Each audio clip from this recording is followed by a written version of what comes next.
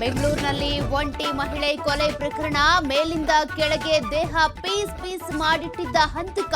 ರಕ್ತ ಹೊರಗೆ ಸೋರದಂತೆ ಕವರ್ನಲ್ಲೂ ಇಟ್ಟಿರುವ ಶಂಕೆ.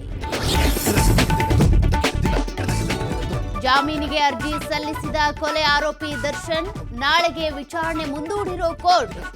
ದಶಕ ದಿನಗಳ ಬಳಿಕ ಕಾಟೇರನಿಗೆ ಸಿಗುತ್ತಾ ಬೇಲ್. ಕೆಐಎಡಿಬಿಯಿಂದ ಮತ್ತೊಂದು ಹಗರಣ. ನಕಲಿ ದಾಖಲೆ ಸೃಷ್ಟಿ ಮಾಡಿ ಸರ್ಕಾರಕ್ಕೆ ಮೋಸ. ಹುಬ್ಬಳ್ಳಿಯ ಸಿಇಎನ್ ಠಾಣೆಯಲ್ಲಿ ಮತ್ತೊಂದು ಕೇಸ್ ದಾಖಲು. ಬೆಳಗಾವಿ ಗಣೇಶ ಮೆರವಣಿಗೆಯಲ್ಲಿ ಕಲ್ಲು ತೂರಾಟ ಅಂತ ಪೋಸ್ಟ್. ಸುಳ್ಳು ಸುದ್ದಿ ಮಾಡಿದ್ದವನ ಮೇಲೆ ಬಿತ್ತು ಕೇಸ್. ಆರೋಪಿ ಬಂಧನಕ್ಕೆ ಬೆಳಗಾವಿ ಪೊಲೀಸರಿಂದ ವಿಶೇಷ ತಂಡ.